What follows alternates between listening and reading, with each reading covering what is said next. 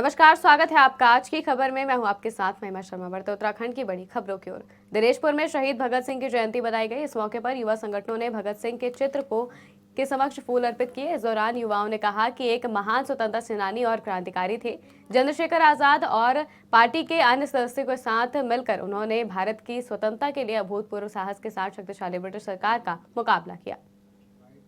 आज देश के महान शहीद क्रांतिकारी भगत सिंह जी की हम जयंती मना रहे हैं। सभी युवा साथी यहाँ दिनेशपुर के एकत्र हुए हैं। जैसा कि पूरा देश जानता है कि भगत सिंह महान क्रांतिकारियों में से एक थे। शहीद आजम की उपाधि उनको दी गई।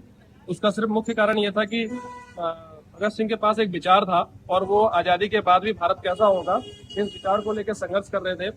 और उन्होंने कहा था कि अंग्रेजों को खतरा हथियारों से, बंदूकों से नहीं है, विचारों से खतरा है। इसलिए उन्हें एक सोची समझी साजिश के तहत समय से पहले फांसी दे दी गई और उनकी हत्या कर। सिंह जो हमारे अमर शहीद क्रांतिकारी हैं, हम कहीं ना कहीं आज के युवाओं ने उन्हें भुला दिया है, तो हमें उनको भुलाना नहीं, हमें याद रखना है। लोग कहीं ना कहीं आज का जो युवा है पबजी और दुनिया भर के तमाम सोशल मीडिया और कहीं ना कहीं चीजों से ग्रस्त है, तो उनसे उन्हें उभरना है। और एक मैसेज जो भगत सिंह ने हमेशा दिया था कि क्रांति की तलवार विचारों की आन पर तेज होती है। हम लोग समझते हैं कि क्रांति बंदूक और बम से आती है।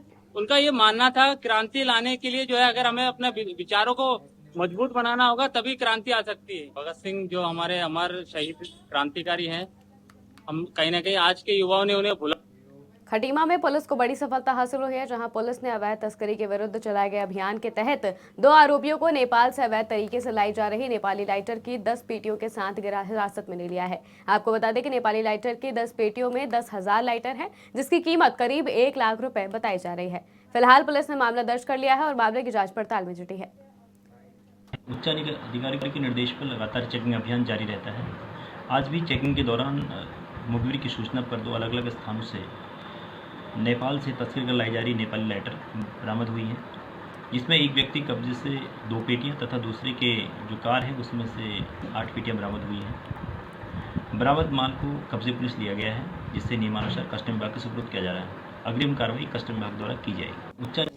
खटीमा में निर्माणाधीन पुलिस आवास मानकों को ताक पर रखकर किया जा रहा है। दरअसल पेयजल निगम द्वारा खटीमा परिसर में पुलिस आवास का निर्माण कार्य कराया जा रहा है, जहां बेस में मात्र 2 सरिया लगाई जा रही है। ऐसे में किसी भी बिल्डिंग का बेस कमजोर हो तो कल के दिन कोई प्राकृतिक आपदा आने पर अनहोनी की आशंका बनी रहेगी। वहीं इस संबंध में खटीमा कांग्रेस विधायक भुवन कापड़ी ने पेयजल निगम के अधिकारियों से बात की है और कहा कि निर्माण कार्य रोक दिया गया है। जल्द ही पेयजल के अधिकारी द्वारा मौके पर आकर निर्माण कार्य का निरीक्षण किया जाएगा। यदि निर्माण कार्य गलत पाया जाता है तो ठेकेदार को ब्लैकलिस्ट किया जाएगा। संज्ञान आया कि पेयजल निगम द्वारा ये कार्य कराया जा रहा है और थाने के आवास बन रहे हैं और थाने के अंदर ही बन रहे हैं, तो आप समझिए कि ठेकेदारों का दुस्साहस करिए या अधिकारियों के साथ मिलीभगत करिए या भ्रष्टाचार की प्रकाष्ठा करिए कि 2 सूत की सरिया डाली जा रही है, कोई देखरेख करने वाला नहीं है और वो कब गिर जाए पता नहीं। जब आज उत्तराखंड में ऐसे लोगों को ठेका दिया जाएगा जो सीधे सीधे सरकार से मिले हों, भ्रष्टाचार पर जो है भ्रष्टाचार तरीके से ना टेंडर करा के और सेटिंग से काम होंगे, तो यही हाल होगा।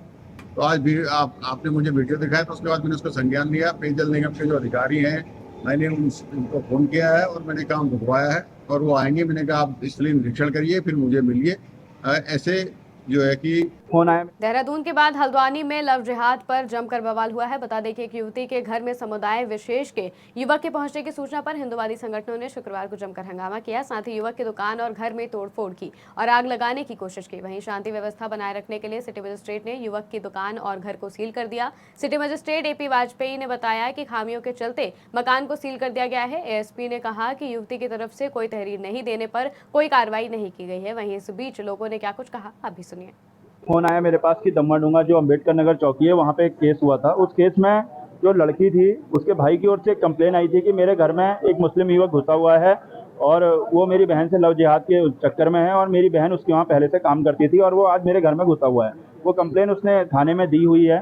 तो इसके बाद यहाँ के लोगों का जो आक्रोश था उसमें हनुमान चालीसा का पाठ हमारे द्वारा किया गया और हमारी प्रशासन से एक मांग थी, क्योंकि यहाँ पे भी छीटाकसी और इस तरह की घटनाएं लगातार संचालित हो रही थी और शुक्रवार के दिन यहाँ पे भीड़ भाड़ बहुत ज़्यादा रहती थी और धार्मिक कार्यक्रम कोई संदिग्ध होने की संभावना व्यक्त की जा रही थी। इन सारी चीज़ों को लेकर हमने आज प्रशासन से मांग करी थी कि इस भवन को फिलहाल सीज कर दिया जाए, जिससे इसमें किसी भी तरह की जो गतिविधियां होती हैं। क्षेत्रवासियों की जानकारी के बिना ही किसी बाहरी व्यक्ति ने एक प्रॉपर्टी यहाँ पे खरीदी थी। पहले इनको लगा कि ये किराए पे है, तो ये मामला भी तब उजागर हुआ जब महिलाओं के साथ अब जो है अभद्र व्यवहार की जो शिकायत है वो आई, और शुक्रवार के दिन जो है यहाँ की जो इसके तहखाने में ही इन्होंने इबादतगाह जैसा कुछ बना रखा है, जहाँ पे बाहरी व्यक्तियों को से नमाज पढ़ाई जा रही थी, ऐसा आरोप। क्षेत्रवासियों की जान उत्तराखंड की खबरों में फिलहाल इतना ही। देश और दुनिया की तमाम खबरों के लिए देखते रहिए आज की खबर।